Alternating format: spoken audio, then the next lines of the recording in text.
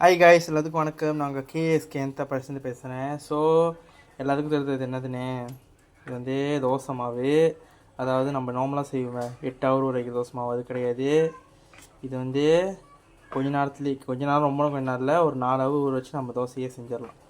So first வந்து இது என்ன சொல்கிறேன், இது வந்து நம்ம நார்மல் தோசை மாவுன்னு நம்ம வந்து அரிசியும் உளுந்தையும் போட்டு ஊற வைப்போம். பட் இதில் நம்ம உளுந்து போடல, ஒரு அரிசி மட்டும் தான் போட்டுக்கோம். அதாவது அரிசியும் வெந்தயத்தையும் போட்டு 2 ஹவர்ஸ் ஊற வச்சுட்டு இந்த மாதிரி நல்லா அரைச்சிட்ட பிறகு அவுள் பொரியல் சொன்னாங்க. அது எப்படி சொல்கிறதில்ல, அவுள் பொரியலாம். அதை வந்து தனியாக ஒரு மங்கில் ஊற வச்சு அதையும் 2 ஹவர் ஊற வச்சு தனியாக எடுத்துகிட்டு அதை நல்லா தண்ணியிலேருந்து வடி தட்டிட்டு அதையும் தனியாக பிளெண்டரில் போட்டு அரைச்சி லாஸ்ட்டாக ரெண்டுத்தையும் அரைச்ச பிறகு இப்படி ஒரு மங்கில் ஊற்றி அதாவது அந்த வெந்தயம் அரிசியும் அவளையும் ஒன்றா சேர்த்து 2 மாவையும் இன்னொரு 4 ஹவர் ஊற வச்சு இப்போ வந்து எங்கள் அம்மா தோசை விட போகிறாங்க. அதாவது நைட் டின்னருக்கு எங்கள் வீடு வந்து கோழிக்கறி. ஸோ அதனால் வந்து இந்த தோசையை போகிறோம், பார்ப்போம் எப்படி இருக்குன்னு. ஸோ ஃபர்ஸ்ட் வந்து நம்ம வாங்க இந்த தோசை இது ரொம்ப ரொம்ப சிம்பிள்னு சொல்ல முடியாது. பட் அந்த நார்மல் தோசை ரொம்ப நாள் ஊற வைக்கிறதுக்கு இந்த மாதிரி நீங்கள் புது விதமாக கூட தோசையை ட்ரை பண்ணலாம். ஏன்னா நார்மல் தோசை நிறைய பேருக்கு தெரியும், பட் இந்த மாதிரி தோசைலாம் வந்து ஒரு சில பேருக்கு தெரியாது.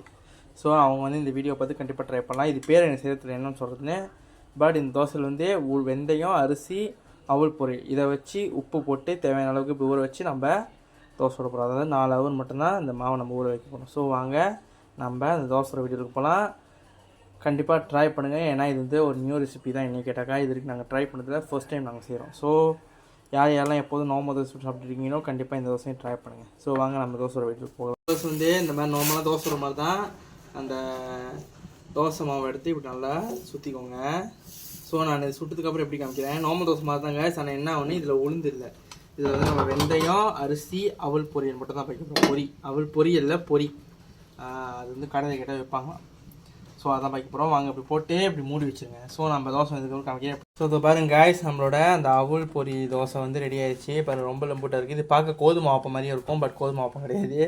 இது வந்து நம்ம அரிசி வெந்தயம் அவல் பொரி போட்டு நம்ம செஞ்ச தோசை தான். ஸோ கண்டிப்பாக இந்த தோசை எல்லாம் ட்ரை பண்ணுங்கள். ஏன்னா எப்போதும் நம்ம தோசை சாப்பிடுவோம். ஸோ இந்த தோசையை வந்து இந்த வாட்டி நம்ம வந்து கோழிக்கறியோடு வச்சு ட்ரை பண்ணுறோம். பாருங்க கோழிக்கறி, எங்கள் அம்மா இன்னைக்கு கோழிக்கறி செஞ்சுருக்காங்க.